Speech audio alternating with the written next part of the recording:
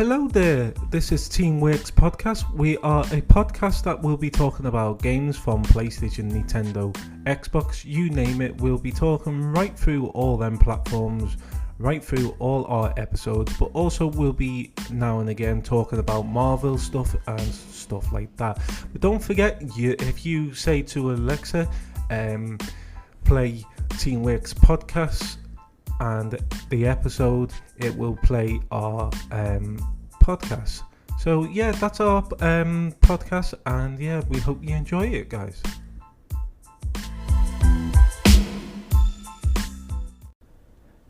Hello guys, and welcome back to the podcast. This is Teamworks. We are on the final episode, would you believe it or not, of season 1.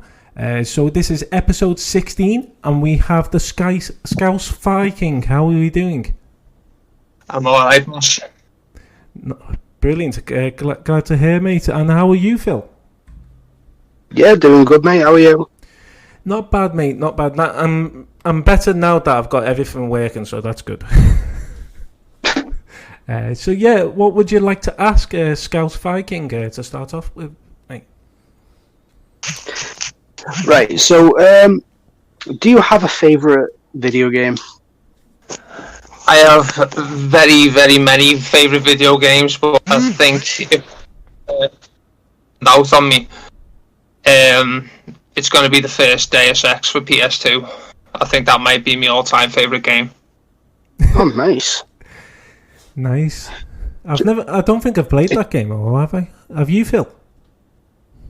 No. I started playing was it the one that came out on the PS4? But The Mankind Divided one. Yeah. If you've got Steam, I know Deus Ex, you can get it on there for I think I paid $7.99 for it a while back. Pretty good. Yeah. It's interesting, because you don't find a lot of people still have their favourite game to be a PS2 game. Most of them are quite modern games now, so it's pretty cool, to be fair, dude. I mean, that and the likes of Skyrim, Dark Souls, I've got all them in there, but Deus Ex it is a sweet spot in my life, that. Yeah, that's good. I mean, it's nice to know different background stories as well, but it's nice to know as well that your favourite game was a PS2 game, like Phil said. You don't really hear that often. Sometimes people say the modern games is their best, but yeah, it's nice to know that your first game, your best game still is a PS2 game. So yeah, it's amazing. There's a question I want to ask you.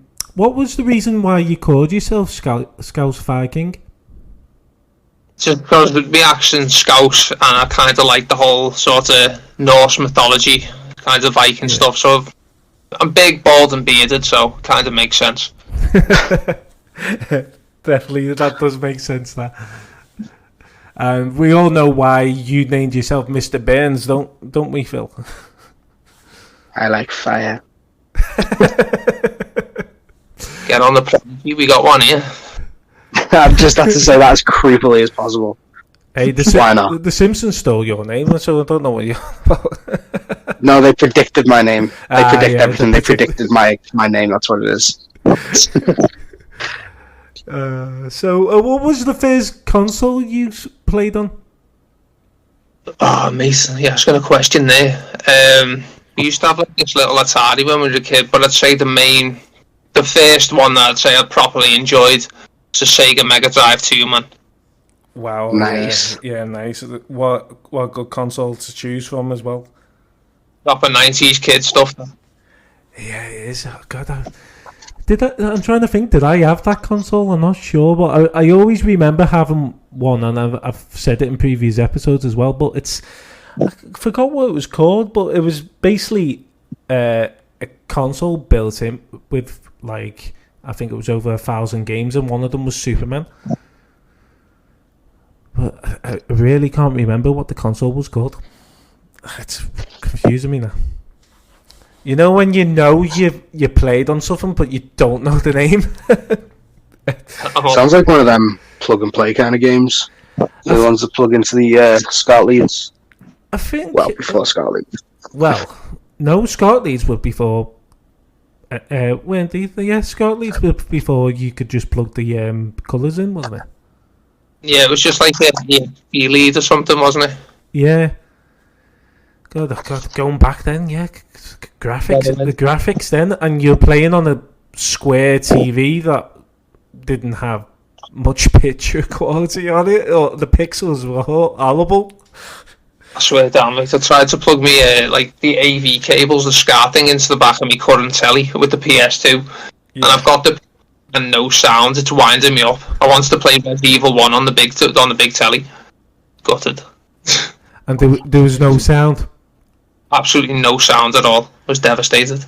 I think there's a way around to that. I mean, if you have a capture card, it could work for you that way. Maybe. Because I know a capture card picks up everything, doesn't it? Well, it should do. And then it'll send it through to your TV, wouldn't it? I'm open, so I'm definitely going to have to do it, because I kind of... Like, I collect all, like, PS1 and PS2 games and that, so I kind of need to have one on the big telly, have a nice little break from it. Play some nostalgia stuff. Yeah, well, that's the thing. It's a shame that PlayStation didn't decide to bring backwards compatibility with, PS1, PS2 and PS3, as well as PS4. I mean, do you imagine the console? The console would just be fantastic then, wouldn't it? But all them games are relics to it, like the current generation of people now, aren't they? It's only old heads like us that know what it is. Yeah, that's true. But then saying that though, when we get older and you're saying to your kids and they're like, "Oh wow, this is brilliant," and all that. But the games that we played back then, that we'll go, "Oh my god, they're awful." We'll say it again and again and again, won't we? Because the graphics just go, it just keeps growing, doesn't it? Do you know what I genuinely miss? It sounds cheesy and that, but I genuinely miss games like this. It's like for the Mega Drive. Do you ever remember when like companies or products used to make their own game? Like McDonald's made Global Gladiators and 7-Up made Cool Spot. Oh my god, yeah. Yeah, God, wow, I remember that. That was the 90s, wasn't it? As well, wasn't it? I think it was. Especially the McDonald's one. I think that was in the 90s. I might be wrong, but... It's definitely... I think it was like in 94, I think, maybe. 93, 94. Yeah, I mean, crikey, I would have been 3 or 4 years of age then, so I don't remember much from there. I feel old, lad. I was 85, baby, me, lad. 85? Wow. So you grew up with the first console that came out? Didn't you?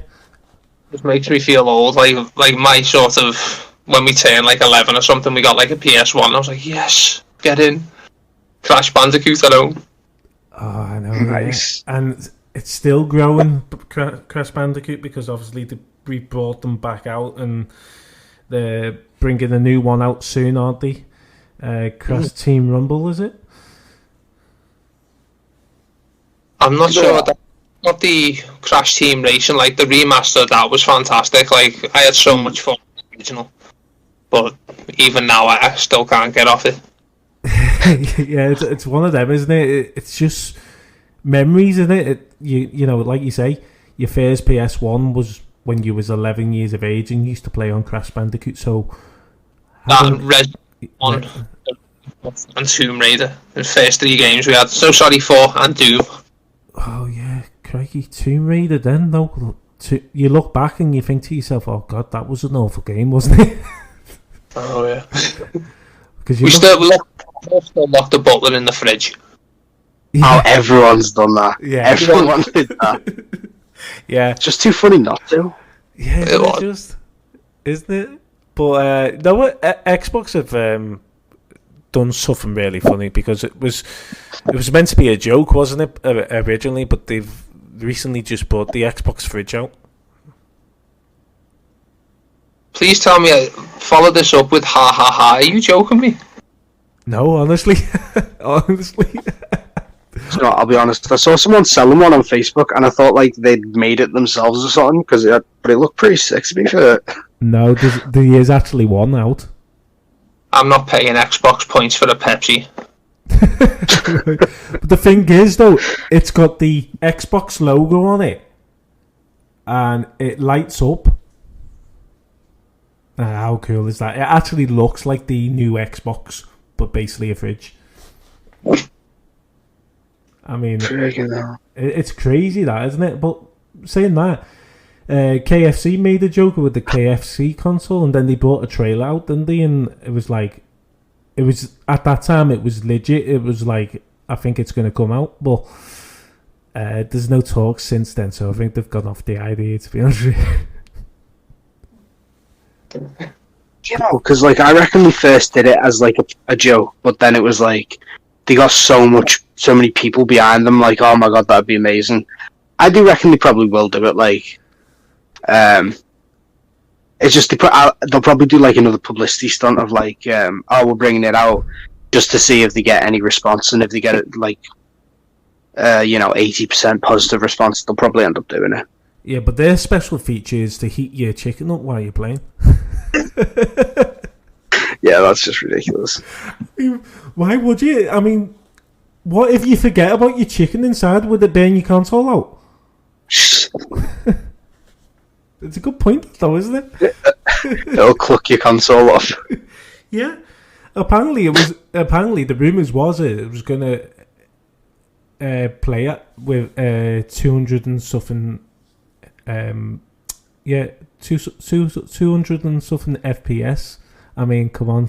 That would be more powerful than PlayStation and Xbox at the moment, wouldn't it? There's not even any need for that kind of speed. Like, I'm pretty sure your eyes can't comprehend that. Yeah, well, I know if you're getting a gaming PC and you've got a monitor, a lot of people do go for the higher FPS. Well, it's hertz on the monitor, isn't it? But FPS is the game side. But yeah, it's crazy, isn't it? I mean, why would you need it? I mean, you can cope with 60 FPS. Well, on most games.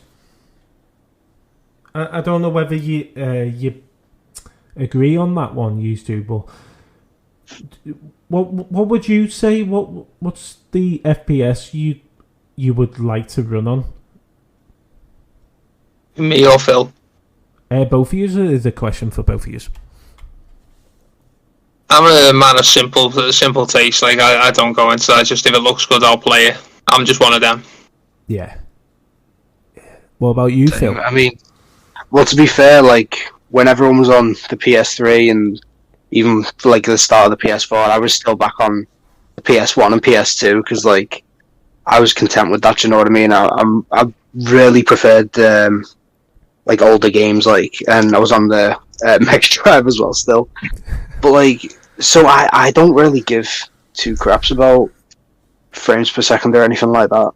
Yeah, I mean, if it's a shooting game like, for say, Rogue Company, okay, yeah, if you're running that at a lower FPS, you could probably notice on that because it's all moving fast, isn't it? It's a game that you move fast, and yeah, so games like that, yeah, possibly you need higher FPS, but games like story modes and all that, or just games that you're driving around in the car or something like that, I don't think you need much FPS to get going. I mean, 60 is brilliant.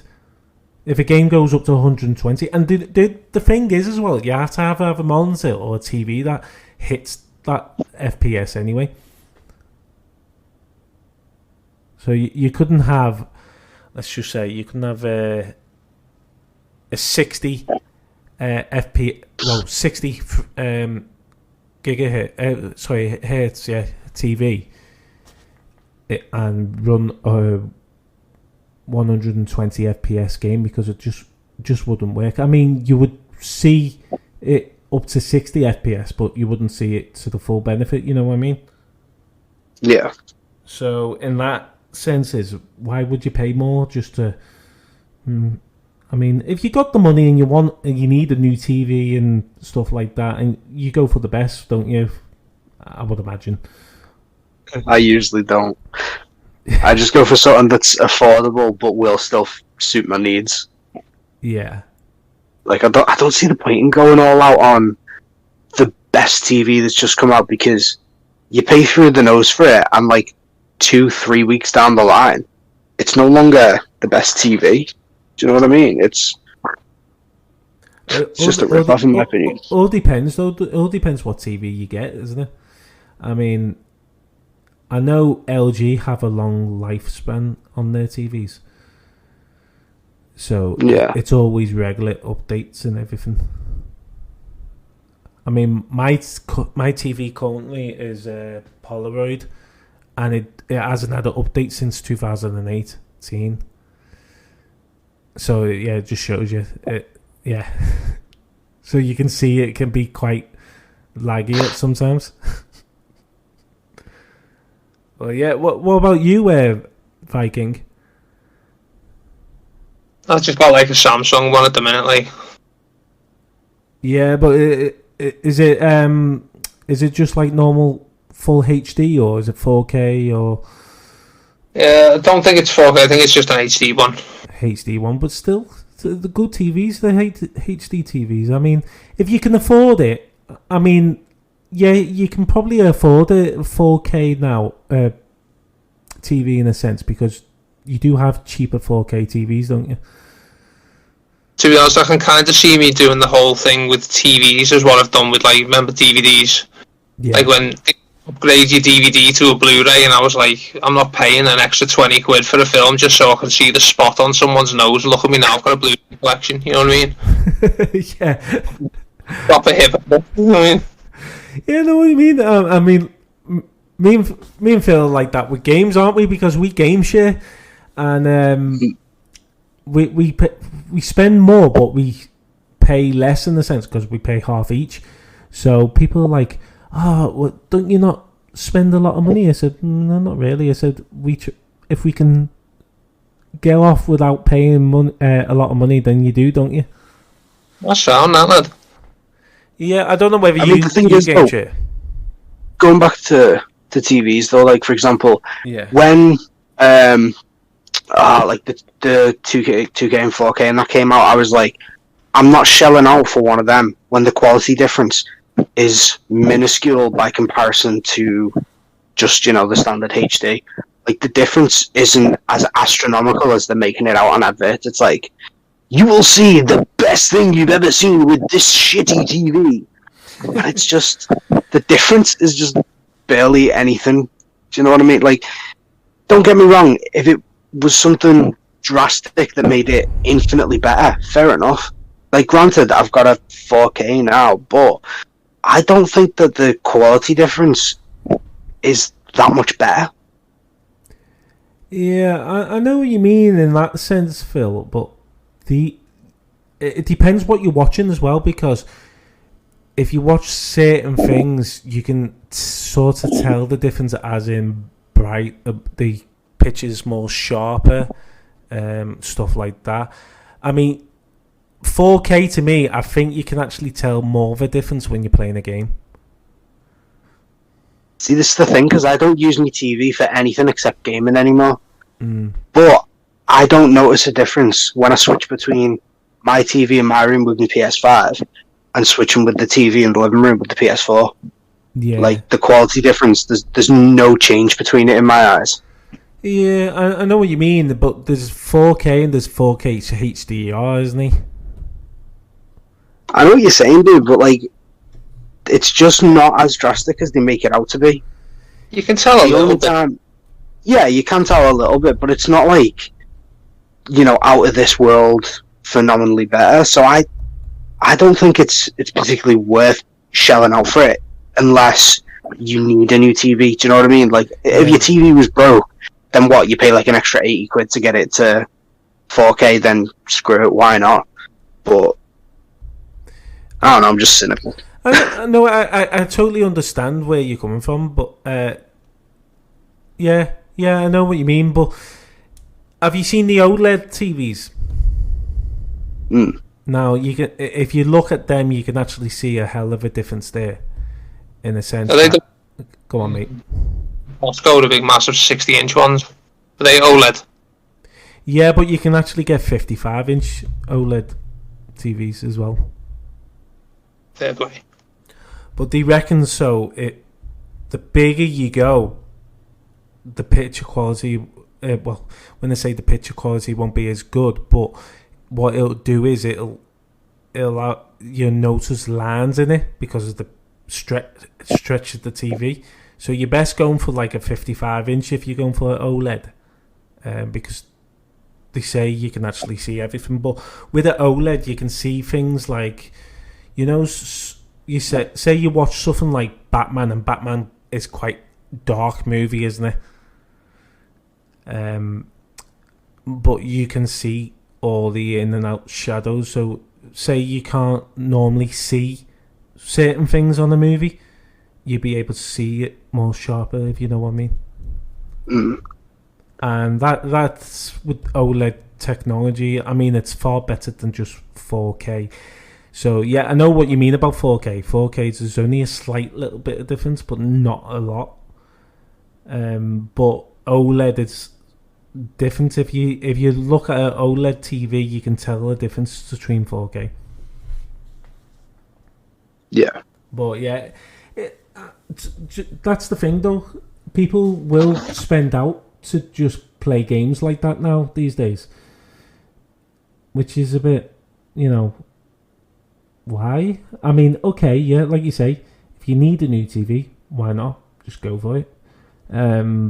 But if your TV's working and it's good quality as it is, then yeah, stay with your TV that you got now. Unless you were thinking of handing it over to someone else. But yeah, I think when it comes to gaming, everyone wants the best of the best, don't they? And these days, it's not like it used to be, where this TV's brilliant. Oh, this graphics amazing. They want extra if they can, isn't it?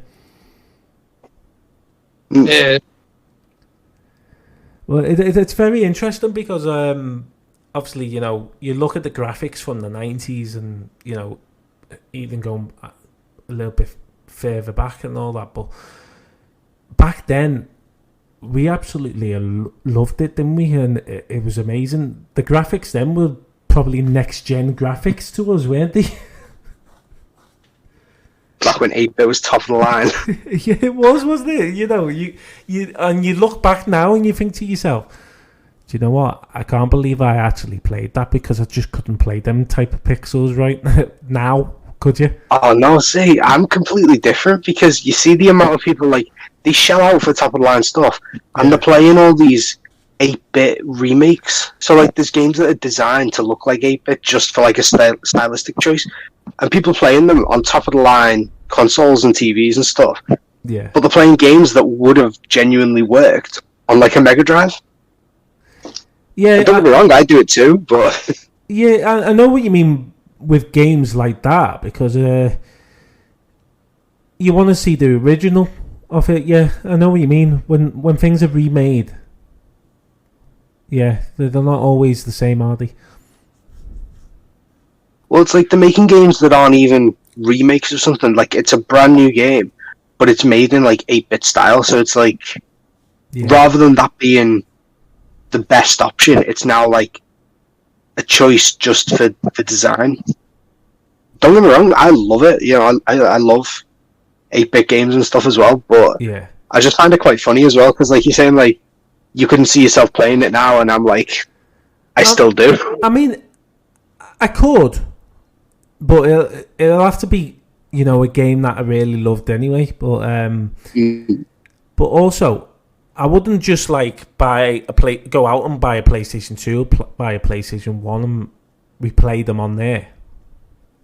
Yeah, I think that's just pointless. But if I could play them old games on the current gen now, but in the same, you know, pixels and all that, it'll be quite cool, because obviously you're playing it on the same console that you play on anyway. I know a lot of people keep their consoles to play on, so, and I mean, how do you have the time these days to play on each console? You know what I mean? There's just no time in the world to go from PlayStation 1 to PlayStation 2 to PlayStation 3 to PlayStation, and so on. I know a lot of people do that, and it can be quite confusing in a sense, because why would you? I mean, I would love a console with, like I say, backwards compatibility with everything, because then I probably would play the older games then, if you know what I mean. Yeah. I mean, I don't know what you're like, Viking. Would you go out now and buy, say, spend? Okay, you won't be spending a lot, but would you go out and buy a PlayStation 3 or PlayStation 2 right now just to play the old games again? I'm no lie. I've got a PlayStation 2 sitting behind me telly in my bedroom right now. But you've had it, haven't you? It's been there. You're not literally like gone out for the sake of it now to buy it. If I was gonna buy one now, maybe. Or like, I've never owned a PS3 because I went straight from PS2 to Xbox 360. Yeah. So only just because Gears of War was on there. Yeah. And I enjoyed that for a while, but I might be tempted to spend on a PS3 just to have a little go, like little blast. Yeah, I know what you mean there. In a sense, I mean, I literally had a PlayStation 3 up to going back a few months ago, and I said to myself, "It's sitting there now. I don't play on it anymore. Why have I got it?" So I sold it, and I thought, well, it's going back. It's going to someone else, and someone's having fun on it now. But yeah, I mean, I've got an PlayStation, Xbox, Nintendo, and I've recently just bought myself a gaming PC, so I can't see. I've got a few consoles there already. I don't need others. But no, yeah, it's very interesting, because would you buy a PlayStation 3, Phil, now? Because I know you skipped the PlayStation 3, didn't you? You didn't have a PlayStation 3. Yeah, no, I went past the PS3, but I genuinely probably would. Would you? Yeah, I mean, at the minute, I'm struggling for time to even go on the PS5, but there's a probability that I would go back to a PS3 just for the sake of it. Yeah, I know what you mean. Yeah, if you haven't been on it, yes. But if you've already tried that console, like, I've sold mine now, would I go and buy another one? Probably not. Do you know what I mean? Because you've already experienced that console, so you don't go on it. But you haven't, so I can see why you would get one. But for example, though, like, I would go back and buy a NES, a Super Nintendo Entertainment System, a Dreamcast. Buy all the old ones that I used to play on. So, for example, if you had someone, say, who grew up with a PS3 and now has a PS5, yeah, I think there's the possibility that they'd be willing to go and rebuy a PS3, because it's like, it's the nostalgia for childhood, and obviously for us the PS3 wasn't our childhood. You know what I mean? Yeah. But for someone who grew up with that, like, that was like their first console, I think they would, regardless of what console they've got now. Yeah, good point. Good point there, Phil. Yeah, I mean, I don't have the space for starters, so I couldn't see myself buying a PS3 again. But yeah, maybe one day I might get, like, the Sega Drive, like you just said, and all that. Possibly. I mean, don't forget that. Didn't they a few years ago, didn't they bring a console where you could play all your console, like all your old games on? From the Sega. They brought out a Mega Drive again, which I think it was. I can't remember the name of it, but there was like another version of it. I think it was called 80 Games, something like that. Yeah. But it's literally a Mega Drive. It's got the slot to put all your Mega Drive games in, all your cartridges. Yeah. But you can also play. It's got like games built into it. But like they did that with the NES, the Mega Drive, and the PlayStation 1. Yeah, they did. They brought a PlayStation Classic console out, didn't they? That they did. And all the games were built in to the console. Yeah, but you can also put games in it as well. Yeah, I remember that, I was sort of thinking to myself, I would probably buy something like that just to try all the old games out again, because I don't think it was that much, was it? In price wise, I think the classic at the time was probably about £80. Yeah, I mean, £80 is not bad, is it? Because you look at games these days, £80 to pay for a game, innit? Well, yeah. So, and I mean, some of the PS1 games now, like the original games, they're like more than that to buy them. You know, I think because one of the games I used to love playing was called Tombi. Don't know if you remember that, like, but like, I don't know that one. Oh, you don't? Oh, I used to love that game. I think that's like last time I checked, that was like £60, and that was years ago. Likelihood is it's probably just shot up in price, but it was like Asia Dreams as well. Wow, like that's the game they need to remake. Very, very interesting to talk about all the old consoles. And would you buy another one just for the sake of it if you haven't played on the PlayStation 3, or whether it's a PlayStation 2 or whatever? People might buy them again, but I don't know with me. You say you don't, but you probably will, wouldn't you? Yeah. If I've seen a PS3 cheap enough, you probably would, just so I could play Red Dead and GTA 4 again. Yeah. And Fallout 3 and stuff. Fallout 3, yeah, crikey. I know you can play Fallout 3 on the PC now, can't you? PC Master Race over here. I only know because it was actually free on Epic Games, I think, one time. Yeah, they do it. But no, I don't know. I say no, but I probably would buy one day, maybe one day. I can't see myself buying a PlayStation 3 again now, especially when I got a good price for selling it. So it's one of them, isn't it? You buy it now and you think, well, it depends how much you buy it for, isn't it? I might buy it for the price I've sold it for. So it's one of them.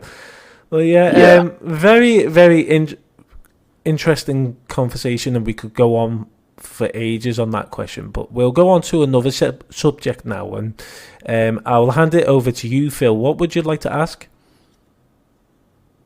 Okay, so because you used to play all the older games, like, what game would you love to see being remade? Like a full-on remaster, like? Yeah. I've actually listed three down. Like, I'd love to see a complete modern-day remaster of Bully 1. Yes. I would love to see a full-on remastered version of that. Yeah, definitely. I'd love to see a remaster of Lost Odyssey, which was like a Final Fantasy type game for the Xbox 360. Nice. And Need for Speed Underground 2. Yeah. Oh, right, okay. Yeah. Talking about, do you know what? Speed, we mentioned one in the previous episode, didn't we? What one did you mention, Phil? Was it Most Wanted?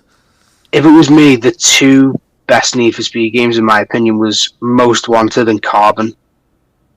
They were my two favourite ones. Yeah, but I thought Underground was good as well. Was it Underground? Underground 2 was like the one where you could drive around, and I mean, you couldn't like Underground 1, but you could do like the model shoots and stuff for it, so you could like pose your car, get on magazine covers and stuff. Yeah, that one. Yeah. Really did enjoy that one. I always remember as well that one as well. There was a fun fair area, and I used to try and go up the track and do a stunt and fly off and reach over to the other side, because I think that was one of the missions you had to do, wasn't it? It's been a while, like, since I played it.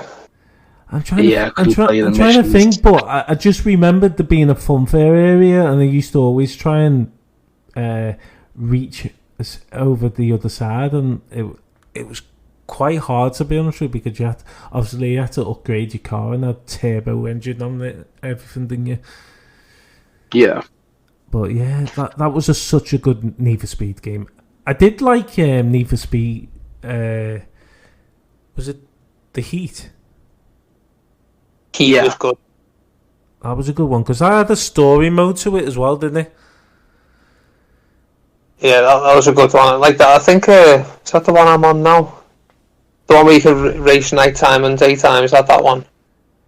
I think so, but I think you could do that on. I think it's Most Wanted. Cash during the day, I think it is, and you earn rep by racing in the night. Yeah, that's Need for Speed Heat. Yeah, but they had a Need for Speed Heat back on the PS3 as well, I think.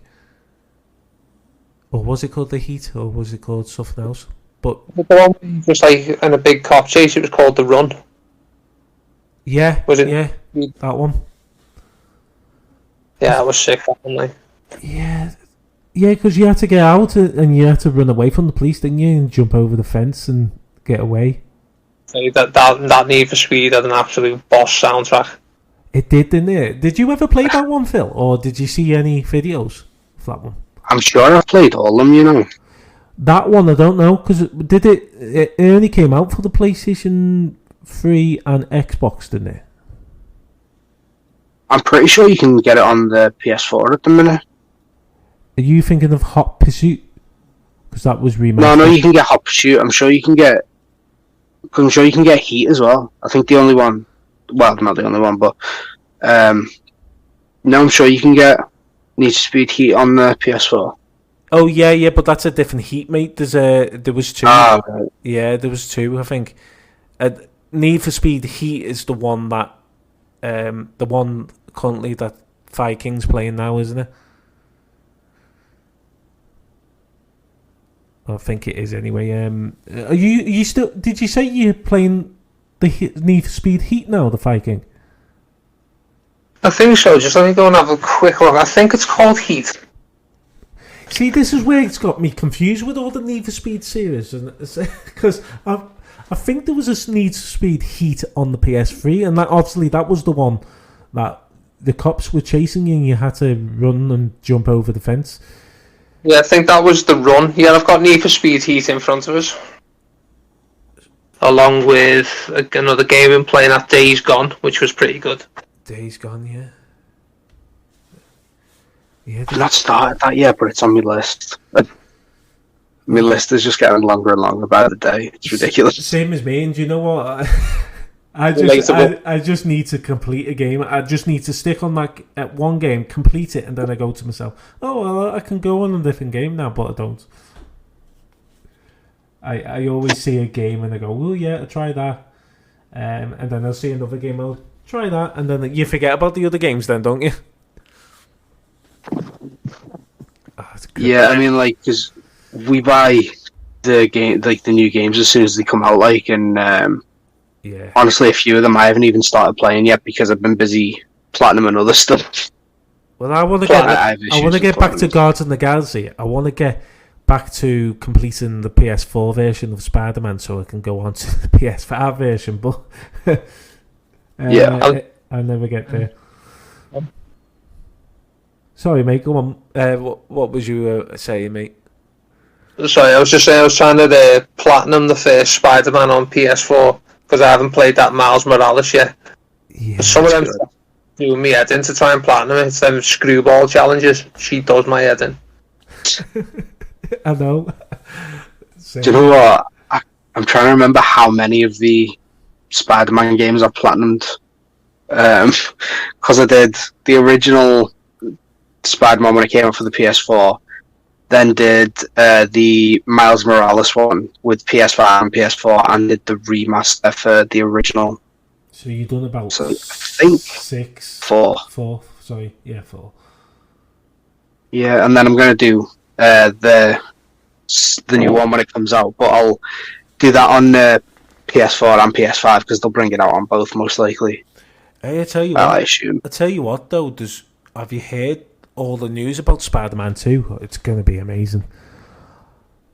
It's gonna show apparently it's gonna have the Spider-Verse in it. You know, Dude, okay. from the movie, it's going to have some like thing in it. Obviously, That's interesting. to introduce Miles Morales back in the game or something. No, I don't know. But Venom's meant to be coming into it as well. Yeah. Sick. Yeah, and you're meant to be able to play more than one character. There's rumours about it being they're going to have a multiplayer mode on it. I mean, that would be amazing. Oh, wouldn't it? Yeah, can you imagine? You could be the 90s version of Spider-Man or something like that, or 80s, and you'd be flying, and someone would be like 2023 version, and it'd be weird, or the comic style one, Spider-Man. Yeah, we could be like the Iron Spider, Spider-Man 2042. Tom Holland Spider-Man. Yeah, Amazing Spider-Man. They should bring the Amazing Spider-Man trilogy. Yeah. You could even have a load of Venom skins as well, and everyone would be different Venoms as well. You could actually have a battle off, couldn't you? It's all the Spider-Mans versus all the Venoms. Oh my god! Imagine. Do you know, they could do it really well if they make that multiplayer. Yeah. Do you reckon they will? I think it's the possibility that they could do, because don't forget that Spider-Man 1 was such a big open world map, wasn't it? And yeah, and I believe Spider-Man 2 is meant to be even bigger. So yeah, I think they could do it. the thing is, with they do. with Spider-Man and the Miles Morales one, both of them were the same map. Coincidentally, obviously, there's a few different things like the Stanley statue and that, like. Yeah. But I don't know, like, it might be interesting having to go somewhere outside the world map. Do you know what I mean? So, like, yeah, I don't know, like, yeah, I don't even know how to explain it. But for example, like, with those, you're literally just in New York, aren't you? Yeah, exactly. Do you know what they could do though? They could bring Doctor Strange in it, right? And obviously he's messed up with the timeline and all that. Then you become in a different universe, then, don't you? Well, the thing is, we do know that he could be in the gaming universe just because the Sanctum Sanctorum, something like that. Yeah, I think so. Is in the Spider-Man games. Yeah, that's true. Yeah, so it could happen. Yeah. And believe it or not, in Spider-Man 1, the game, it literally you could literally go to the what's his name, Luke Cage's apartment. Yeah. I mean, yeah, someone actually found it on the game. Yeah, that's mad, isn't it? That'd be boss, darling. You'd start to bring the Defenders into it and stuff. Oh, yeah. They could actually just make a game based on the Defenders, maybe, because they did with Netflix series, didn't they? Yeah, I think Disney's got that now, haven't he? Yeah, well, Disney own all of it now, don't they? They've took rights off everyone now. Oh, yeah. The only thing they haven't took off is Spider-Man off Sony. Well, like, yeah, they haven't bought that. Sony won't let go of that because they know it's such. They can milk that so dry for money, like. Yeah. Well, I have noticed though that one of the Spider-Man movies is on Disney Plus at the moment. Well, I think most of them are. You know, I know all the first three Sam Raimi trilogy. They're all on Disney Plus. Are they? Well, I've recently looked, and there's only one Spider-Man movie on there, and it's the Far From Home, is it? Yeah. Yeah. They are bringing out all the others, but they only got one on the at the moment. Because I looked it up, and because someone said on Facebook, it was like a Facebook page. No, they turned around and said there will be Spider-Man movies coming soon on Disney Plus. They didn't say that there's already one on there. They basically said there will be Spider-Man movies coming on, and people were saying there's already one on there. You know, so false advertising really in that sense, isn't it? But yeah, I think Disney will buy into Sony eventually and take Spider-Man off them. I can see it. Yeah, I think they try. You know, I think they've been trying for a while to take back Spider-Man, because I know Marvel were trying so hard to get Spider-Man back, because the trouble was they sold Spider-Man to Sony back when Marvel wasn't doing as good as a company movie-wise. Yeah. So they couldn't really see. Well, they couldn't imagine the MCU being a thing. So they sold him. They sold the rights away, and turns out bit of a bad decision, like. But good thing is though is the fact that it was actually down to Tom Holland that he was actually brought into the MCU, because Sony was so, let's just say, arsey about letting Marvel use the intellectual property of Spider-Man. But yeah, I mean, I know Netflix have paid a partnership with Sony, haven't they? So for their movies to go on to Netflix. Oh right. Yeah. So all the Spider-Man movies originally was meant to be going over to Netflix, and I think there is a couple on there at the moment, but Disney got one on there. So I'm thinking, have they got a partnership with Sony now, or have they just literally decided, well, we own part of it? Because they do, in a sense, because it's Marvel, don't they? Or they do, don't they? Do they? Yeah, I don't know. They don't own Spider-Man, but they own Marvel, and Spider-Man's Marvel. So it's one of them. No, because Marvel sold the rights to Spider-Man in the movies to Sony, so Sony owned the rights to Spider-Man. So they must have a partnership with Sony then, because if the Spider-Man movies coming to the platform, then yeah, they must be. Yeah, but again, that's all down to Tom Holland, because otherwise they'd still be arguing about it. But because there was talks going on for years, and they were just, it was one of them, like, they were asking like 10 times what they were being offered, and it was like far too much for it to be viable for them to pay us. So they were just being greedy, basically. Yeah, exactly. But no, I love the way Disney Plus have gone about the TV series, though. You know, all the Marvel stuff.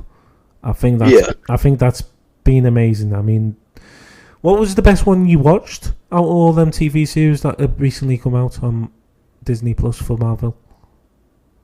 Like the Defender stuff, or just like any?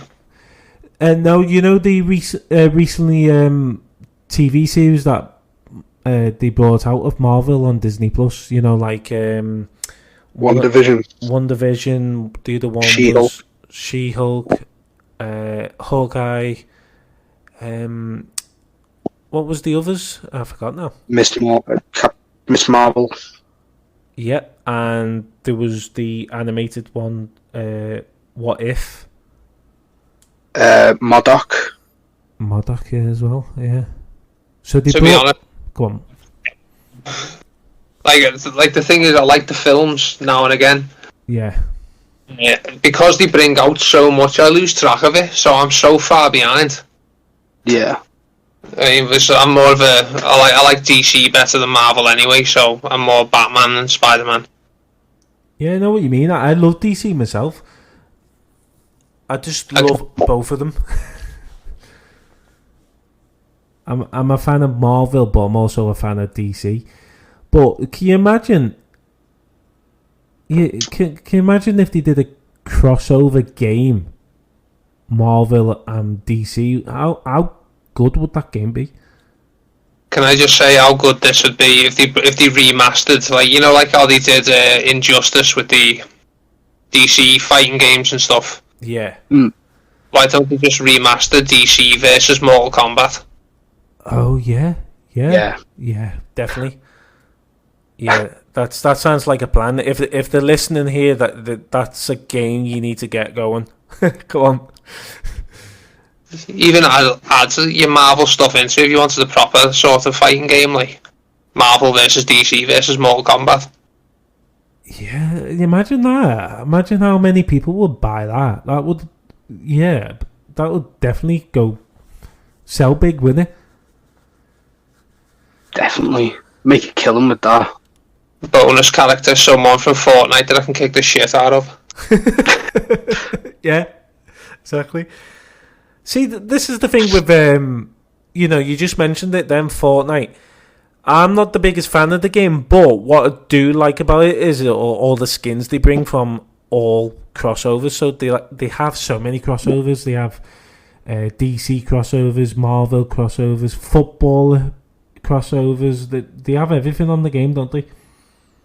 Like that's what makes it kind of. It does have an appealing factor to it, because like, don't get me wrong, if I was a Fortnite player, I'd be made up to spend what they call V-Bucks or something. Yeah.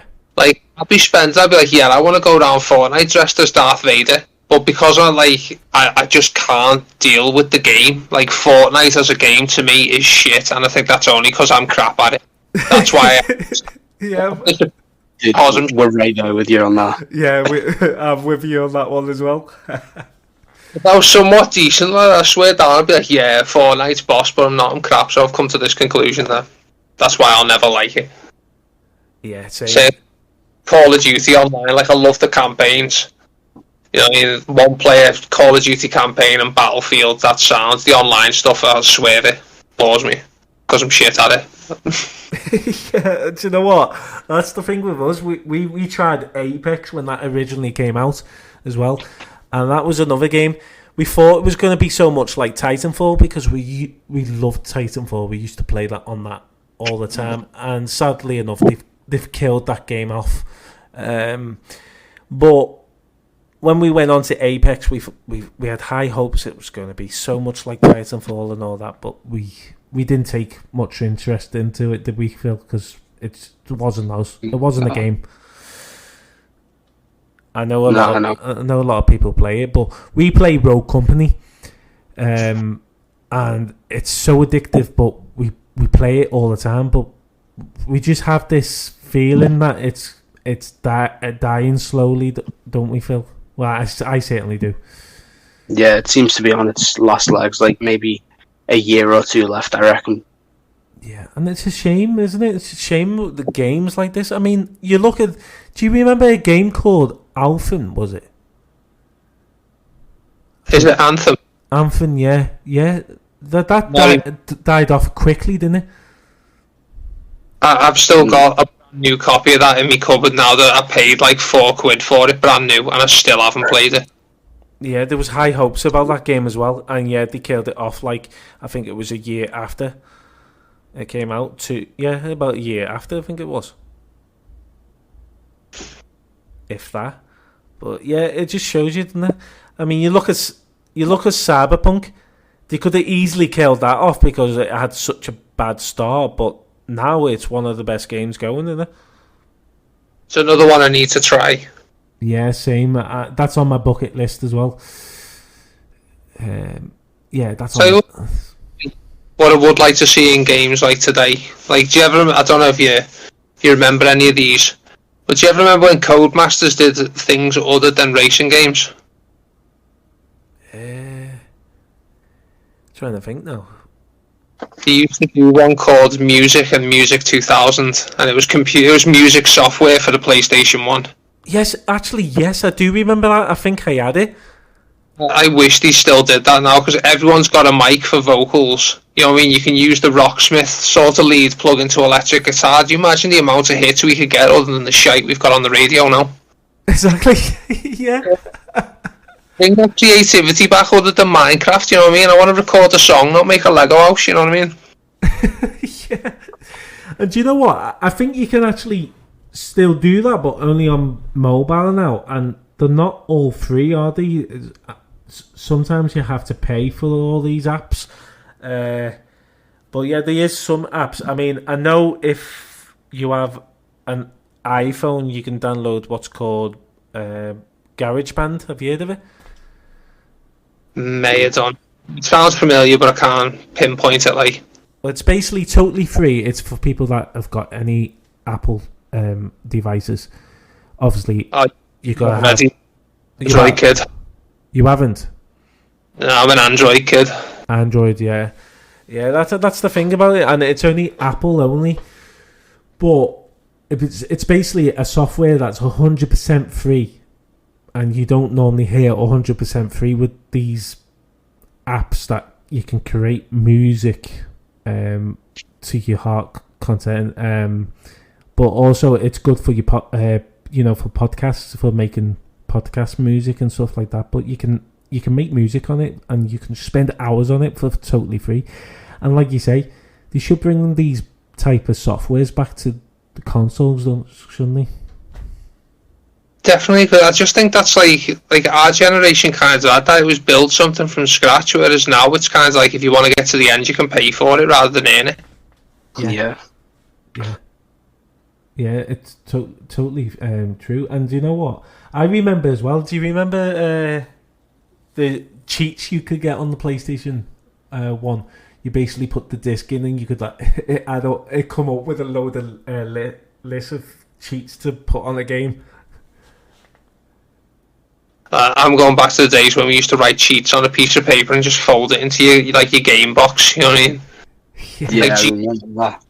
Unlimited ammo, up, down, square X, whatever. Okay, right. Quick question then. So, did you ever? So, we used to do it messing about on GTA San Andreas. Yeah. Where we'd write down the code for instant death, and then you round at a mate's house, and it's like, oh yeah, I've got a cheat for you. It'll give you the best vehicles and give you so much money and all that. And you just did the code for instant death just to annoy people. Takes me back to that, man. Wow, yeah. Level. Oh yeah, go around the corner, mate. It's fine. There's just a tank there waiting for you. Exactly. Do you know what though? Because I mean, with San Andreas on the PS4, you can still use the exact same cheat codes and that, and they all still work exactly the same. Obviously, if you're trophy hunting, it just makes your progress null and void, so you can't get any trophies. Yeah. But I've recently platinumed Medieval, which I used to love playing back on the PS1. Oh, that was wasn't it? Yeah, that was a fantastic game. That have you played it on the PS4? No, I've played the PS1 one. I think it was given away with PS Plus 1 month. I think it's in my library.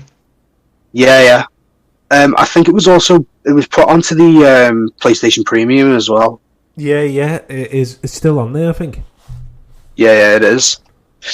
But it was a PlayStation Plus game, and it was on the Premium as well. Because when it first came out, I was like, I need to buy that, and I was so tempted. I held back for a few months, and then lo and behold, ended up getting it for free. But if you put one of the trophies is, you've got to use a cheat from the original game, and if you put any cheat in, it does nothing. But it's just that nod that that's what we used to do. But talking about that though, do you remember the cheats you could do on Sparrow the Dragon? Yeah, I mean giant head. They were brilliant. And do you know when they remade the game, didn't they, for the PS4? And I figured out that them cheats still work. Them old cheats still work. I've got the Spyro. Is it the Reignited trilogy? Yeah. I've got that one there. Well, if you search up the old cheats that you could do on the PlayStation 2, was it? No, PlayStation 1, sorry. Yeah, PlayStation 1, wasn't it? You can still use them cheats. So, like Phil said, them big head Sparrow and all that, you can still do it. It works. I'm going to have to Google these, I'm going to have to try it. Honestly, I was trying to... Get them, write them all down. I was trying to... It's funny. A good might be if you had Crash Bandicoot and Spyro in their own game, but if you remember this one from the PS1 days, imagine Crash Spyro, and Jersey Devil. Do you ever remember them? Oh yeah, And who's the other one? Zool. Zool, yeah, Zool, yeah. I'm trying to think now because it's going back a long time ago. I'm trying to think. Me with thinking doesn't go well. Let's just say that. But yeah, I do remember though them games. Oh my god!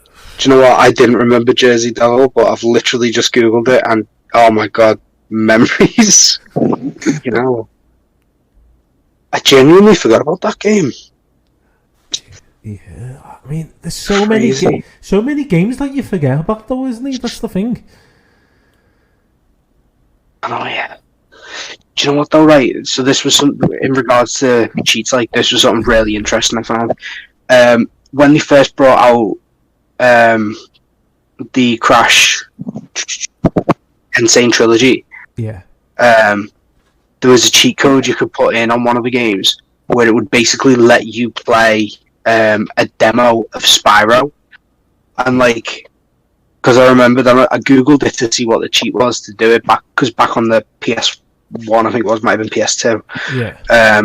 So I was checking what the cheat was, and if you enter it on Crash Bandicoot, it actually makes a weird noise, which it wasn't a confirmation that they're going to do anything, but I was like, I bet you any money they're going to bring back the Spyro games. They're going to do like a remaster of them, and then lo and behold they did, but it was like there was no actual proof that was going to happen. It was just kind of like, Yeah. I don't know, maybe like a slight nod to people who've done it in the past.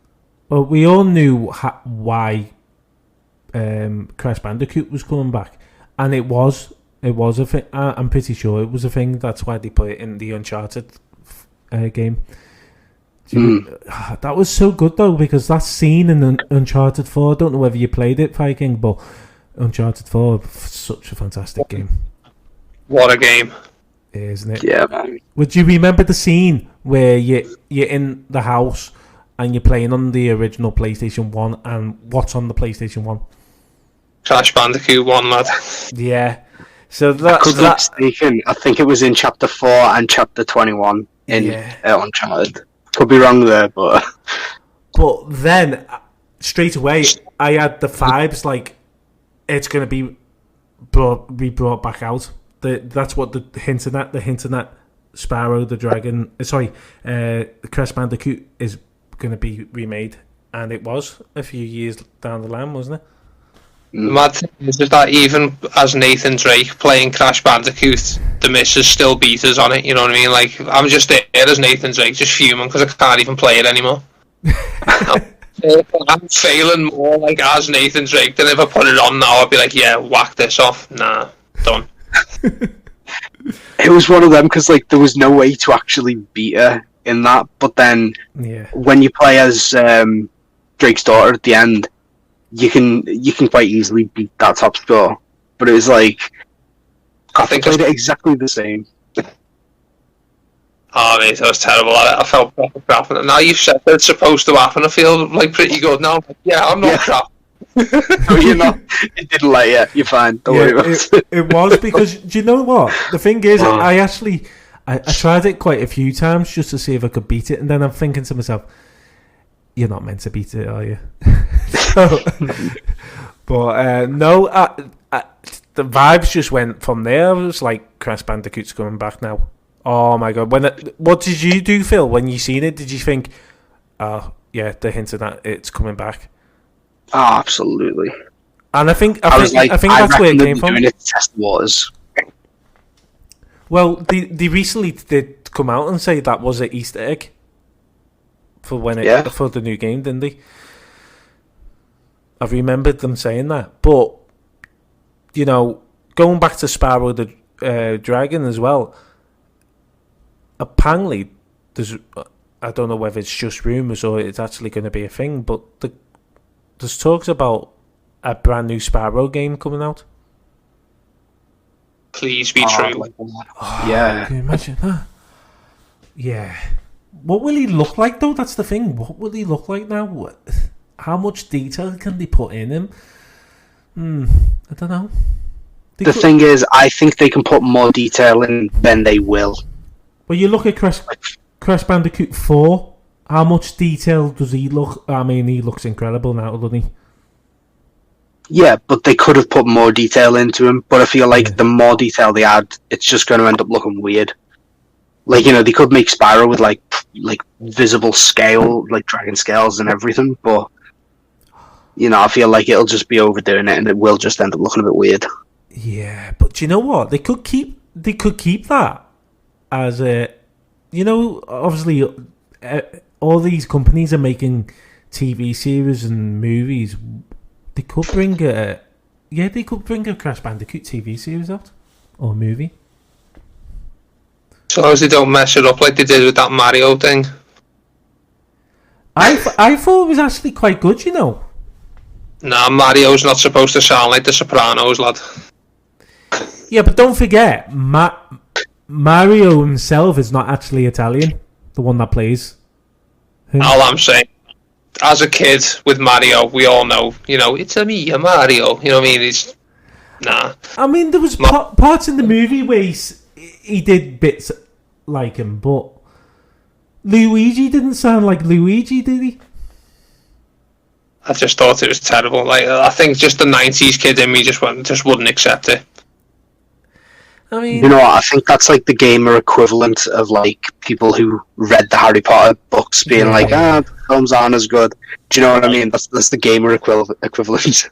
But yeah. Other than Mario not sounding like he was supposed to, the movie itself was good, wasn't it? I think the setup was good because they did.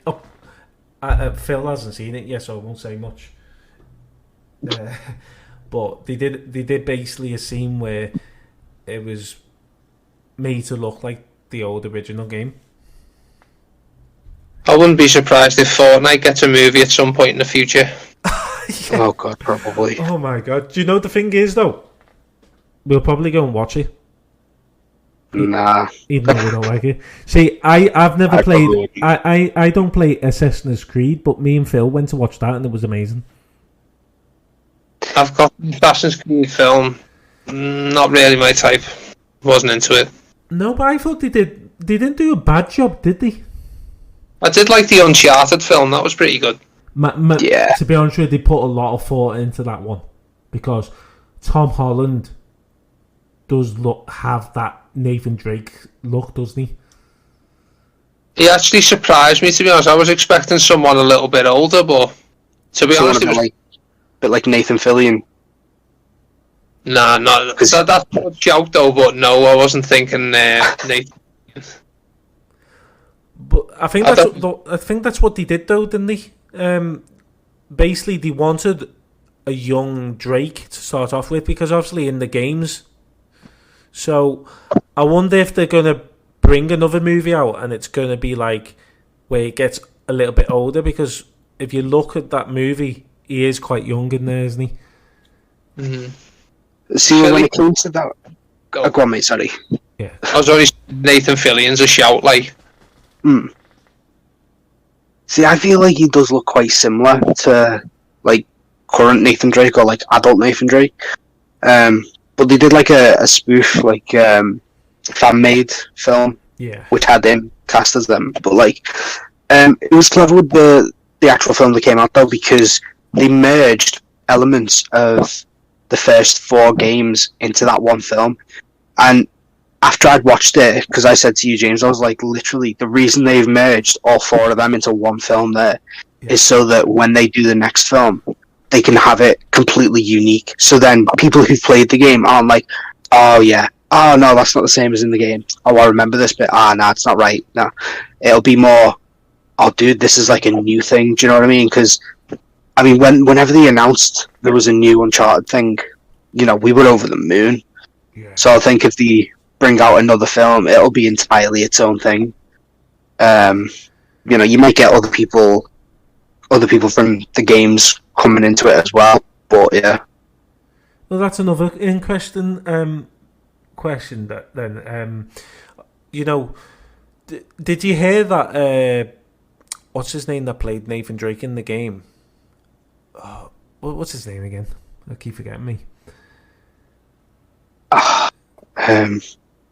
Nolan North. Yeah, that's it. Well, someone actually asked him, if you got asked again, would you do another Uncharted? He said, yeah, I'm up for another Uncharted game. Just let me know. Basically, he said he wants another Uncharted game to happen with Nathan Drake in. I think they could. He's pretty good, like, you know what I mean? I've really enjoyed the whole Uncharted series, because like I missed it out on the whole PS3 thing, because again I was on Xbox. Yeah. Same. When I got the PS4, because I've not managed to upgrade to a PS5. I'm quite happy with my PS4 at the minute. Yeah. I bought the 3 Uncharted games, the first 3, and I thought, I'm not playing 4. I'm gonna blast through 1, 2, and 3, and made the amount of time this took away from me, because I really got stuck into these games. I enjoyed them more than Tomb Raider, and that sounds like a cardinal sin, but I really did. Yeah, I thought, dude, same. I know what you mean. There's more of a story behind Nathan Drake rather than Lara Croft, in a sense. I did enjoy the Tomb Raider games, like the Shadow and is it Rise? Yeah, Rise. Yeah, Rise of Tomb Raider, Shadow of Tomb Raider. Yeah. They were pretty. I think I got more enjoyment out of the Nathan Drake one. Same. Yeah, I think I did as well, because it was this bloke that was going hunting for treasure, but there was always something stopping him, and there was bits where you think, oh my god, how do you do this? But it's interesting. What I did like about as well, I loved the puzzle solving. I thought that was brilliant. Fantastic games. Absolutely could not fault them. I just think the stories was brilliant. Did you ever play the Lost Legacy? The game they brought out. It was after Uncharted 4. Unfortunately, I've not had the chance to try that yet. Yeah. It is on me because again, I enjoyed them. I am really looking forward to getting that one in there at some point in the future. Yeah. Yeah. Well, there's actually talks about. Well, there was talks about another company rebranding the series and starting from scratch again. So it'll be Uncharted, but it'll be different in the sense it'll be going from a brand new chapter. I mean, would you love that, or would you love to see a carry on from what we've seen so far? Because I think, like you've mentioned this one, I think when you had it might have been Doctor's Game and Gaff episode. Yeah. Well, like how, like the next game could be his daughter carrying on, which I think would be good. Like, yeah. And you could bring Nathan Drake to, if you want to do one last adventure or just another adventure, whatever it is. I just think that'd be absolutely incredible. Just the amount to open this game to. I mean, it's not only that though. If they did, like I say, if they did do it with his daughter, obviously his daughter would be probably a lot younger than him when he started hunting for treasure. I don't know. It might be the same age, not sure. But what if she gets stuck and she gets captured and she needs help, and he goes out of retirement to go and help her daughter, to save her from all these bad people. But then, once he actually has got his daughter back, does he carry on the treasure hunt with her? Or does he say, no, that's it, I don't want to carry on? I think because it'd be a game that's going out for the story, just for character progression, like, you'll just see his mind change. He'll be swayed to go back to the riches. You know what I mean? Because a prime example of great character development is Red Dead Redemption 2. Yeah. In the beginning, you think Dutch is sound, and then the more as time gets on, you think he's a prick. Pardon me language. So in other words, Nathan Drake will be a prick eventually. Eventually, he's just like, do you want this? Nah, do you want your knobbit? You know what I mean? Can you imagine that? That would be so funny if he did like a Uncharted comedy type of style game. Yeah, opens Pandora's box while singing "Tra La Lol." You know what I mean? Oh my god, that's gotta be a game. We need to create that one. Oh, I would piss myself laughing playing that. I feel bad because it's like going away from such an awesome thing, but it'd just be so funny that it'd be worth it. Yeah. Oh, you know what? You could even call it Uncharted. Nathan Drake is a prick. I know. Episode 1. Uncharted 5: The Lost Prick. Lost prick. Imagine that. Oh, I mean, considering the fact that everything he climbs on, he manages to just destroy everything. Just call him Nathan Break. That's literally all he does. He breaks everything. Yeah. Did you know what? That would be funny. I'm just trying to think how it would run, and so yeah, it'd be funny just thinking of it. Do you know what though? Could you imagine though, like talking about this, like if Nathan Drake were to become the bad guy in it, and you had to stop him? Yeah, because I mean, he's never really. I don't want to say he's never been a successful treasure hunter, but he's never really made his fortune in treasure hunting. No. No. Exactly. So getting to that point where it's like, no, forget, this is what I need to do. This is who I am. I am a treasure hunter. I need to get this treasure. Then, it could get to the point where he's literally just stepping over anyone. I mean, he kind of did it in Uncharted 4 where he didn't tell Elena anything. Yeah. So, we already know he has that tendency to be able to be like that, so it's plausible. Possibly, yeah. I mean, you could even call Uncharted 5 Uncharted 5 Nathan Drake's legacy or something. Yeah, it's called Drake's Misfortune.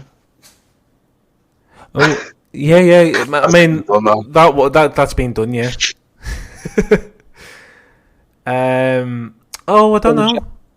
Yeah, Uncharted diehards listening, thinking you absolute gobshite. God, these are really good news. Yeah, I'm playing. I'd love it. I think it'd be amazing. The return of Nathan Drake, Uncharted 5. Possibly. I don't know how they could do it. How could they? I mean, what would they call it if it is based on him? The next one. I don't think they'll ever turn him bad, but if they did, no idea what they'd call it. Nathan Drake's Breaking Bad. No. So then it'll be like obviously. Instead of screaming for Jesse, he's screaming for Sully. Yeah. I mean, could you imagine a zombie version of Uncharted? Imagine that. I mean, they've had like sort of zombies in the game before, but can you imagine it literally a tomb? They've recently discovered a tomb and it's turned them into like all these zombies, or turned them bad. Possibly. Because I think, do you remember when we used to play the multiplayer mode of Uncharted, Phil? Yeah. Do you remember that thing that the pirates? No, not that one. You know the thing that they replaced and you couldn't let it touch you. Oh, what was it? No. it changed you into something for a short amount of time, or it put something a curse on you. Yeah, it was a curse thing. Oh, what was it called? Big thing that used to. I think is someone activated it, or oh no, it was the map. You couldn't go by it because it was like a big thing that was circling. If it touched you, it put a curse on you. I forgot what it was called. We'll have to search it up one day. But yeah, basically, it literally changed. Yeah, it put a curse on you, I think. Yeah. Could you imagine that then? If they brought another Uncharted game out, they could base it on like I say, they've searched up a tune's opened, and all these things come out, or I don't know. Yeah. Well, I mean, the thing was with Uncharted 1, 2, and 3, they all had some element of the supernatural in it. Yeah. And then when it jumped to 4, they switched it to explode mummies, basically. But it wasn't a supernatural element. It was just kind of, like trip mines connected to dead bodies, basically. Whereas the other ones, it was like creatures that were being controlled by this blue element shit, or there was the weird creatures in the first one and that, like. Yeah. So I mean, you could expect them to do, like, zombies could be a thing in it. It's something that they could definitely think of. It just seems like they've kind of moved away from that, but I don't know. I feel like it'd work well bringing it back into it. Yeah, I mean, could you imagine actually? They've made it Uncharted that's based in the United Kingdom. I mean, there's some places that would actually fit in with the Uncharted scene, isn't he? Well, he was in London in the start of the second one, wasn't he? Was it the second one? No, it was Scotland he was in. No, that was number 4. Sick location for a UK sort of Nathan Drake location. I think would be boss. Have you ever been to Whitby Abbey? Yeah. No. That'd be sick. They're looking for what's his name who wrote Dracula, Bram Stoker. I think he was meant to have wrote it at Whitby Abbey, so that's why they've got all the Dracula stuff down there. It's like dead gothic. Dude, that'd be a bit that like that could work. I also think people at Whitby. No, I'm just trying to think where else they could do it in. They could do it in no. I was thinking of the buildings. Yeah, no, Liverpool's too short, but nah, I would love it in Liverpool. Imagine. Do you know what? No, because like for example, there was there was a few pubs with like hidden tunnels towards the Mersey when they used to get people drunk, and then they'd smuggle them through these tunnels, get them on the boats, and then by the time they woke up, that was it. They had no choice then. So, like, obviously, there's a whole element of stuff that they could do work because the buildings as well. I mean, they're buildings that he would climb up on it, wouldn't they? Yeah, because you imagine, like, climbing up the lava building. Yeah. And, I don't know, finding some sort of gem inside one of the lava beds' eyes or something. I'm just... Batman done that once. Nah, valid point. Yeah, I know what you mean. And I know this might sound controversial, but I know a lot of people liked the Batman, but I thought it was shit. I liked it, but the scenes that's nah. I didn't like it as much when they remade the what was it? You know which one I'm on about, don't you, Phil? They remade it. Well, they didn't remade it. They just like put scenes in Dundee and made it into a 4-hour movie. Oh, what was it called? It had Batman, Superman in. Was it? Batman v Superman. I was on about the Pattinson one. Yeah. Yeah. Because he is literally stood on the lava building. Yeah, he is, isn't he? Oh, that one. Yeah. I Do you know what? I'll be honest. I liked it and I didn't. Because it was more gothy. It was more dark. And basically they went back to the way Batman used to be. In that movie, it's a young Batman and it's more based, and I get that. That's all for. It's just when I grew up, like Batman to me was Michael Keaton, so Michael Keaton will always be Batman to me. But I'm not saying it's a bad film. Like I said, it's shit and that, but it's a well-made film. Just it's a bit too boring for my liking. I like a little bit more to go on, like other than just watching Sherlock Holmes in a mask, like, you know what I mean? Yes, I know what you mean. I do know what you mean. And bursting through the windows and throwing gadgets, not looking at the floor going, oh, there's a puzzle. You know what I mean? Like, I need something a bit better than that.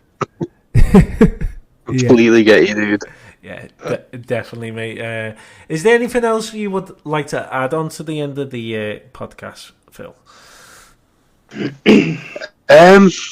No. I mean, I've really enjoyed this conversation. To be fair, do you know what I mean? It's been a really interesting one. I've really enjoyed it. It's been amazing, and it's been amazing having you, Viking. It really has. But there is one question I would like to ask both of you for the end to end the show. Basically, it was basically if you could have any power from a video game character, what would it be? That's what I'm gonna think on that, you know. It's any tough one. Video. It was basically if you could have any superpower from a video game character, what would it be? I'll be honest, I'd probably go with Dragon Ball Z, like them kind of games, just because of the ability and the stuff they have. Do you know what I mean? Like, yeah, I don't know. I just think being able to do the kind of stuff that they can do would be pretty amazing. And obviously, with me being physically disabled the way I am, the idea of just like this tiny little thing can completely fix everything that's wrong with you. Do you know? Like, I love the idea of that. So yeah, that's what I go with. Nice. I don't know about a superpower. I'd just take Respawn at this point. Yeah, good start. I like that one. My one. Do you know what? I've changed my mind. I want to be able to do the kamikazes that they can do in Worms. Just like, fuck this, I'm done. Kamikaze! And just give up on life. Oh. I would jump off everywhere like a lemming, mate. I would. Just because you could. I tell you, my chick fire lads would be like, watch me jump off the Eiffel Tower for no reason. Do you know what though? It gets to that point where, like it is in video games, you know, you walk up to the edge of something, you're like, will it let me walk off the edge? But you're just doing that in real life because you know you'll be respawned, and it's like, will it allow me to walk off the edge of this building? Yes, talking about that though, certain games though, if you fall off a building, you fall for ages. So you don't know where your fall's going to be. Basically, you don't know when you're going to hit it. Right? You see someone floating there, you're like, oh my god, he's flying. Like, no, it isn't. It's lag. You know what I mean? You're just floating there for a minute. That's in the world. Oh well, my superpower from a video game character.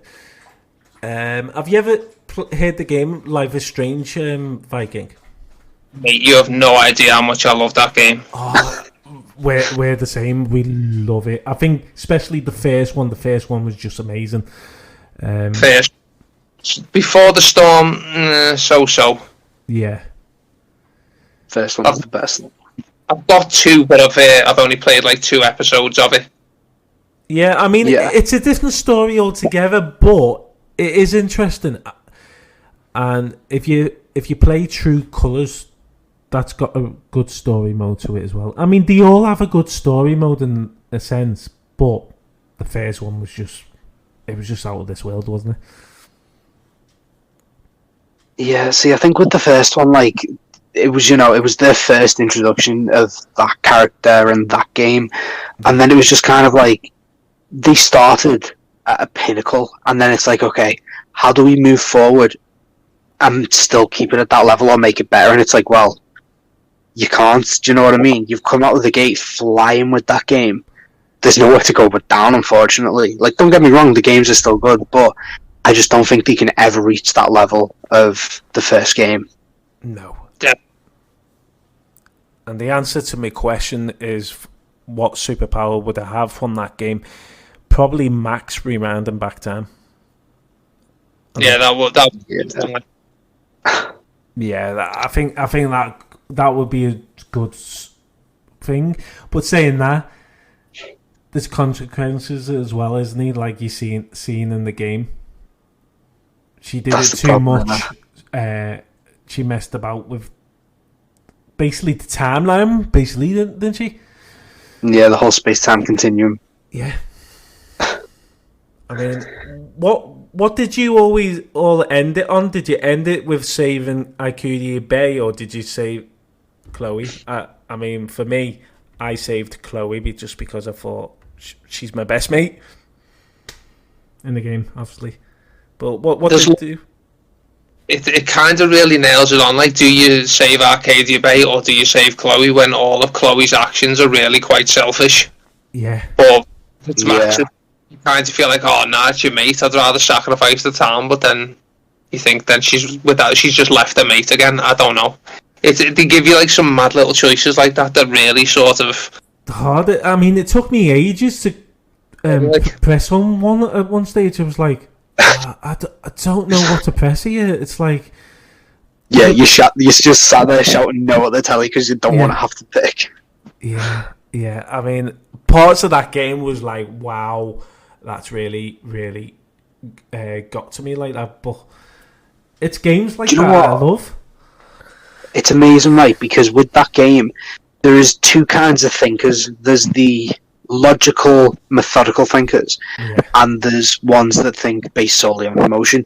Now, the interesting thing with that game is the fact that it completely spun that on everyone's head. Because, for example, the methodical people, the people who think stuff out properly, a lot of them still went with saving Chloe, despite obviously everything that was going on. Whereas, like if you think logically, okay, every time you save Chloe, she just almost dies again. Yeah. You know, no matter what, she just keeps almost dying, and you have to save her every single time. Now, if that's not the world saying that, look, everything's falling apart, she has to die, like, and this is the thing, so a methodical thinker's like, no, I know that she has to die for the world to carry on as normal, because even if I save her now, that's not really the end of it. But so many people they couldn't just think methodically like that. It's like, no, I have to save her. But it's like, I mean, obviously I did both just because I wanted to see, but in the end, I the one that I went for was saving Arcadia Bay, because, you know, everything's just going to keep falling apart, because unfortunately what happened at the start was meant to happen. Yeah, I totally understand that. And what happened when you did save Arcadia Bay? She dies. Yeah, but did you see everyone survive in Arcadia Bay, or did it just show you like the town just survived? This doesn't hit Arcadia Bay. Yeah, the storm just doesn't. That basically what it shows you. It just shows you the town going on as normal. Well, I had it in my mind to play that scene again just to see what will happen, but it was one of them. I was like, I don't know, but that's another thing as well, because it had two different endings. If they ever did bring Chloe and Max out back, how would they do it? Because, like you say, you could see Arcadia Bay again, but you might not. You might see just Chloe and Max gone somewhere else. Part of the problem, isn't it? Yeah, but I would love to. Wouldn't you love to have a game back that was like a a sequel to the first game. Yeah, definitely.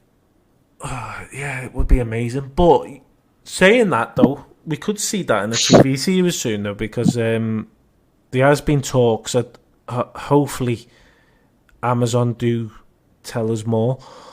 But there was asked about doing a TV series on Life is Strange. They're doing one on Fallout at the minute, aren't they? Yeah, they are. Yeah, they're creating a Fallout TV series. Yeah. I wonder if they'll take up Skyrim and just not mess it up. Yeah, well, I know they're doing a God of War one as well. Sick. And I think Netflix are doing a Horizon. Oh, that's all we need. I know, there's too many things to watch now. Leave us alone. I'm just waiting for a Fall Guys movie, me. Fall Guys? Oh my god, that would be amazing, actually. No. That'd be terrible. Can you imagine? You've never watched The Last of Us TV series? Oh, it's amazing, mate. Yeah, I have to admit, they did a fantastic job. You did. I'll definitely have to get on it. Honestly, mate, you watch the first episode and you won't just watch the first episode. You probably binge watch it because it's that good. I'm gonna have to start that tonight then, since you've convinced me. Honestly, mate, you'll watch it as soon as we finished on the podcast episode. You will be on that and you'll be sending us a message. Oh my god, this is amazing, isn't it? Give me a week. But honestly, right. I'm having me Tuesday. I'll need something to watch while I'm sitting here whinging. Yeah. Oh my god, absolutely. But do you know what? Do you know what though? I'd love to see them do the game Limbo. I'd love to see that as a series. Like, it's not a massive game. There's no platinum for it, but I don't know. It's just a really dark, edgy kind of thing, and I just think they could do something amazing with that. Like, yeah, sure, might be good. Did you ever play Project Zero 2 on the Xbox, the original Xbox? No, I didn't. I don't think it did. Scary game. It's like two Asian girls, and like you're walking around with a camera and you have to take photos of stuff, and then when you take the photo you get jump scares in the camera lens. Mate, that was a dodgy game now. Wow. I'll have to look into that at some point. What an owler. Imagine them. Wow, yeah, imagine that. But yeah, it's been amazing, hasn't it? It's been such a fantastic episode. We've got through a load of interesting subjects there, and yeah, we're just gonna end it on what would you like to see a game as a TV series? What game would you love to be a TV series? Well, there's a few. Obviously, I'd love to see Deus Ex, Bloodborne, Dark Souls, something like that. Yeah. oh, they'd be sick. They would be amazing then. Well, to be honest, I think what would make a really good series, can you imagine if Prime or someone picked it up, like a full-on, like, I don't know, 18-episode season of Metal Gear Solid 1, just that whole mission on Shadow Moses. Oh yeah, that would be fantastic. That wow. If you're listening, get it done. Do it. Get on it, lad. Honestly, Yeah. one of the biggest games I'd love to see is as a series is Shadow of the Colossus, because that game was just amazing. And The Last Guardian following after. Yes, exactly. They make a sequel to it, which is The Last Guardian. Like, there's another one that they brought out. I'm trying to think what it was called. It was actually before Shadow of the Colossus, I think. really? Yeah. It's like made by the same people. Just let me Google it a minute. Yeah, no. Well, I'll just talk about it for a sec because, I love that game. I'm just saying, it says I played it for 59 hours apparently, but that was one of the games that I found really difficult to platinum because like speedrunning some of the Guardians was so difficult, and it's funny, right? But you've got to run the length of I think it's like half the map, but you've got to run it across this bridge. But to do that, you've got to get all your stats up to full to be able to climb up to the top, and then you're running for, I think it's literally like 16, 17 minutes straight. Yeah. And it's a pain. But the game itself is just phenomenal. Yeah, I mean, I need to get back on it. I think it started it, and like like always, I just went on to another game, didn't I? But no, I need to get back on that, and I need to play it. But yeah, there's some fantastic games there that you could think they could be TV series or a movie. But saying that, you know, when they brought Uncharted 4 out, I thought it was absolutely fantastic. Graphics were brilliant. And when they announced that they're thinking of doing an Uncharted movie, it was like, Uncharted 4 is like a movie already. You know, it's one of them. How would they go around about making it into a movie? But they always do. And the movie was fantastic, wasn't it? So, well, the thing is, go on, sorry. So I don't know if it's a previous, but I think it's the same developer released this for the PS2. It was called ICO. ICO. ICO. Yeah, ICO. ICO. I'm trying to think now. ICO. Well, yeah. No, actually, I think I might have heard of that. I just don't know whether I've actually played it, to be honest with you. I don't know if it's in the same universe, like, but I think it's the same. Do you know what? I've just searched up ICO, and it's a company. Dude, he's the same dude? Just type ICO game and you'll get the cover. Mate, he is the same dude. He's got to be. Oh. The same one as in Shadow of the Colossus. Hold on. Yeah, it does look... Hold on, it's... Hold on, I've just gone on to something here. Ico and Shadow of the Colossus collection. Team Ico. Ico's got to be a prequel to that. Ico, I think, is his name in the Shadow of the Colossus. So they must have done one based just on him originally. Because I've clicked on something here and it says Ico and the Shadow of the Colossus collection review. No, because the protagonist was Wanda. Your character's name is Wanda. Hey, let's have a look. Let's have a look at that.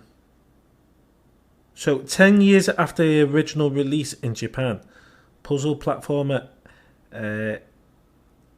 Ico is still as much a lonely oddity as the human little boy the game is named for. Let's have a look. Let's go a bit further down.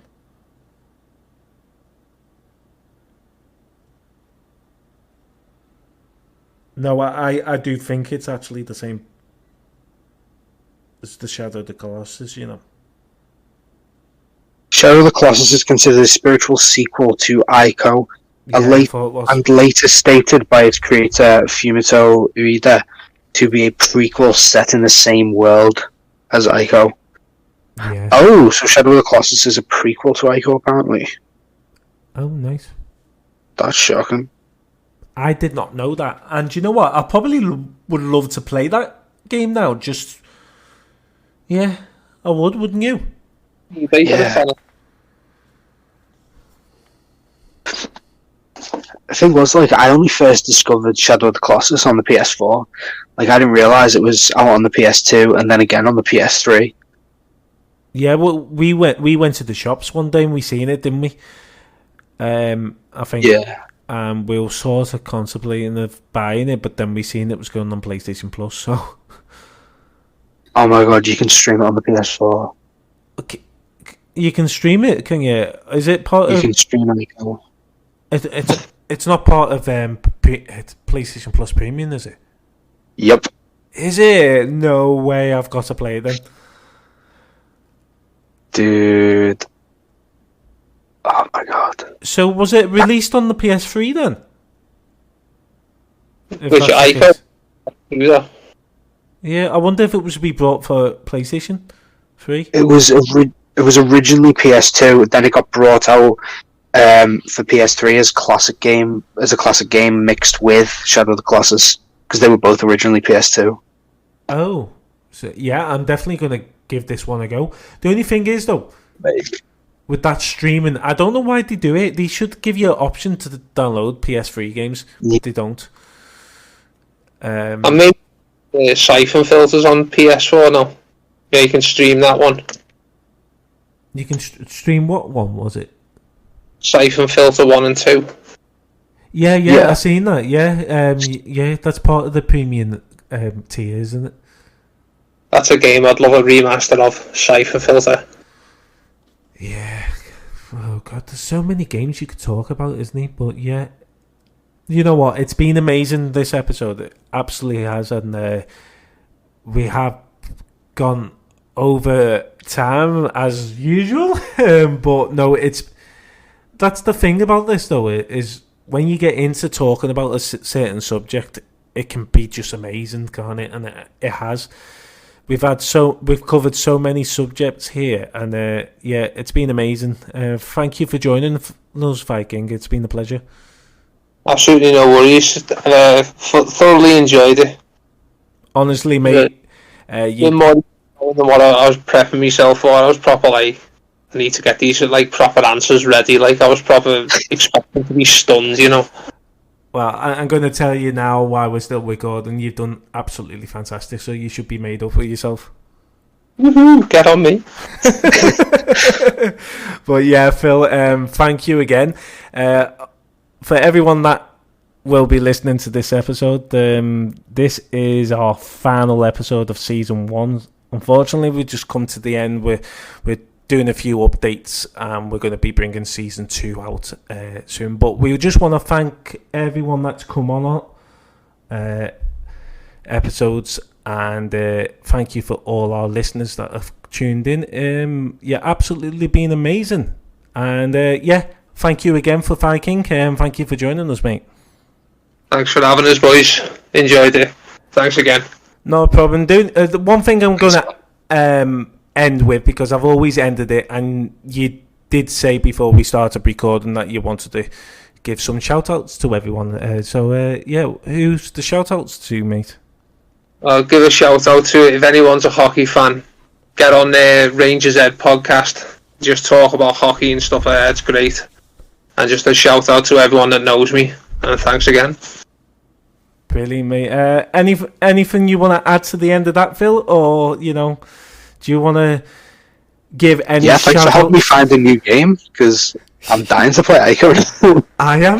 I'm going to be playing it soon, mate. I'm going to get it now. Find another hidden gem for you. Nice one. Do you know what? It's actually loading up on the PS4 now, I'll be honest. Is it? You're going to play it all night now, aren't you? No, I've got to be up early tomorrow, otherwise I would do. No worries, but yeah, it's been amazing. If you haven't already, guys, we do have a Facebook page. It's called the Teamworks Podcast. We also have an Instagram page, and that is called the Teamworks Podcast. We also have Alexa working with Apple Podcasts. So if you ask Alexa play Teamworks Podcast on Apple Podcasts, it will play the latest episode. So yeah, thank you again, and it's been a pleasure. Thank you, mate. Thank you again. Thanks for having us. No problem. Nice one. Thank you, guys, and I will talk to you again soon. You will. Peace out. Peace. Take it. Bye.